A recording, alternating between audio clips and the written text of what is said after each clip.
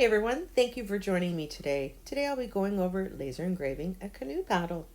So the very first thing I did was printed out a 1-inch grid, and then I traced the outline of the paddle onto the grid. Now you can either scan that in, but I already had the grid on my computer, so I just measured the points to be able to get the exact size of the paddles in there. So this is the original artwork I designed for the customer. And I used Corel and SignMade and Gimp. And I want to add, Gimp is a totally free software and I really like it. So I'm just going to zoom in here and show you this. These designs were done with pointillism. So there's literally thousands of dots. And I'll show you how to export out of Gimp as a PNG for LASERGRBL. So you'll click File, Export As. Now you can type in a name. I'm just replacing a file here, so ignore that. And instead of the automatic pixel format, I'm going to change that to a 16-bit grayscale. I'm going to save the gamma, save the background color, and normally I do click on the interlacing, and I will export, and that is going to give me a nice, clean, and crisp design to be able to open in LASERGRBL. So I'm going to connect my machine, and I'm going to open the file. And there it is. Just going to click open. Okay, so I have chosen Atkinson, and later in the video I'll show you why I did, which is a 1-bit black and white dithering. I have it set to smooth. I'm going to go to next. My speed will be 2100 millimeters per minute on the dynamic power, 5% minimum, 400 max. Now you can click on auto size if you have this, certain set, but I decided I wanted it by 150 millimeters width by 300 millimeters height. And I will just go click next, and that will process it.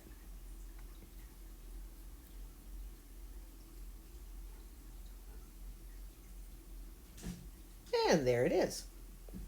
Okay, so if I go to my slider tools down at the bottom right of the screen, I can, with the sliders, fix my power.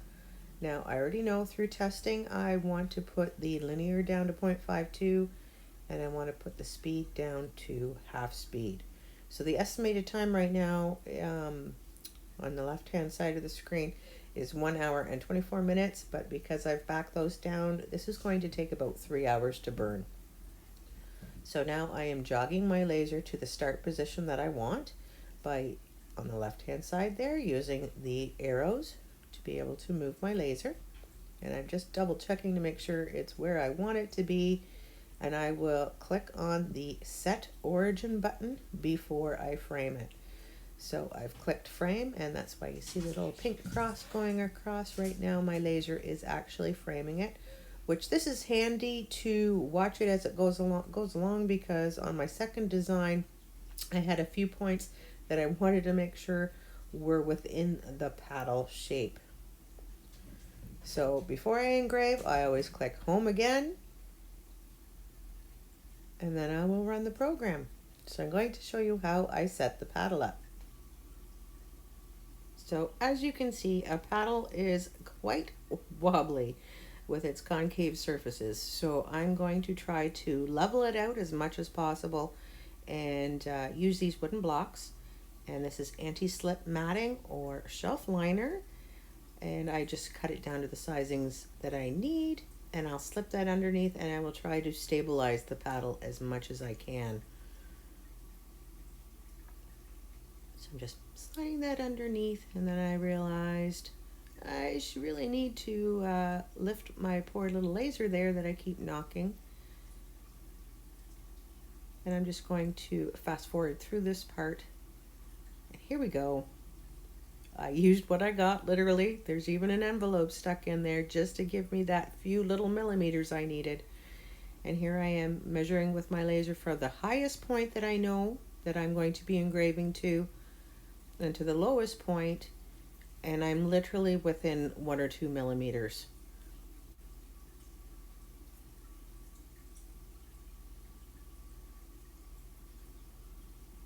And of course you can never overcheck, so I'm just double checking everything. And I'm very happy with the leveling of the paddle.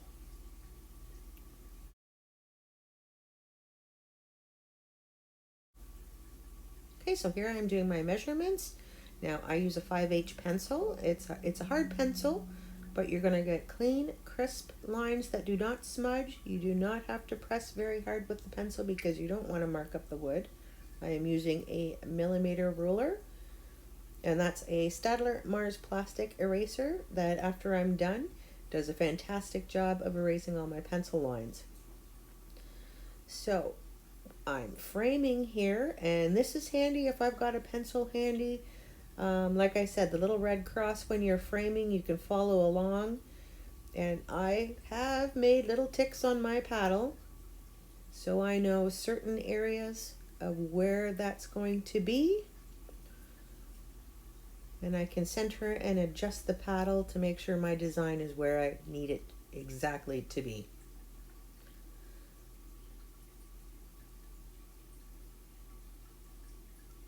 So it's finally going to come across that line. And I was fortunate this paddle had a tip, which made it very easy to get my horizontal line there. So this is 2 hours in on my first side of the paddle. I apologize. I didn't realize that my glasses were so dirty there.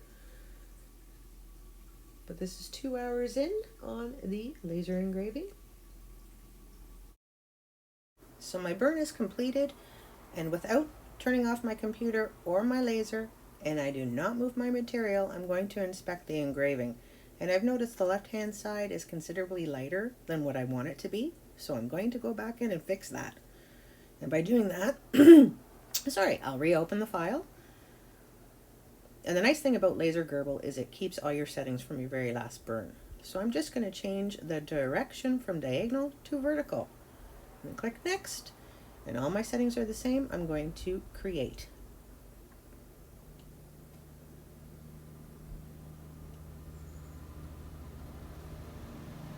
So I'm going to use my slider tools, and I'm going to back down my power to about 0.33. And all my speeds and everything are fine. I'm going to home the machine, and I'm going to run the program again. So now I'm just going to go over the areas that I found burnt a little too light. I'm not going to get it totally perfect, but I just know I can make it better.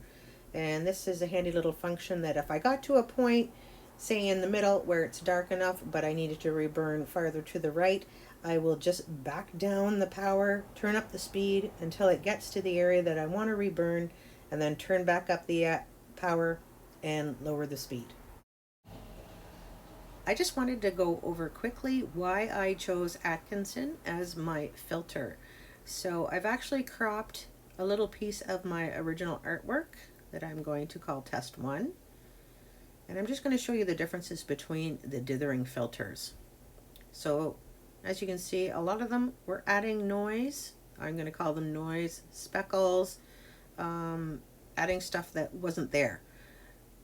So that's why I clicked on a number of them to try testing them out to see what the difference is. Until I finally got rid of those spots, now stucky.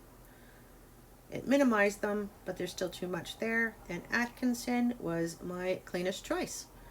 So I can't stress enough to test before you do anything. I even went out and bought a blank paddle from Canadian Tire to test out. Now I'm engraving side 2, and this is 1 hour in. Oh geez, I didn't realize how filthy my glasses were. Sorry about that. I'll make sure I clean them better for next time so you can actually see out of it. And that's just my G-code flying by. And this is 2 hours in. Again, sorry, filthy glasses again. Oh, that's terrible.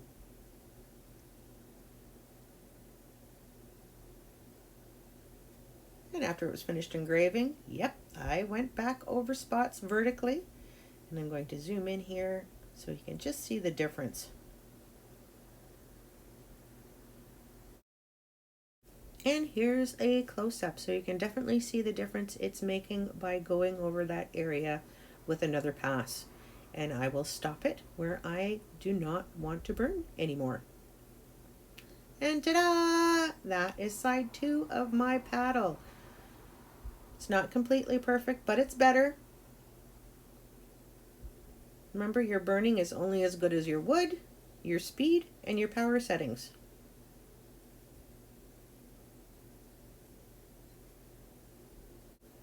Side 2 definitely turned out better than side 1. You can see some lines there, but it definitely turned out better by me going over it with another pass.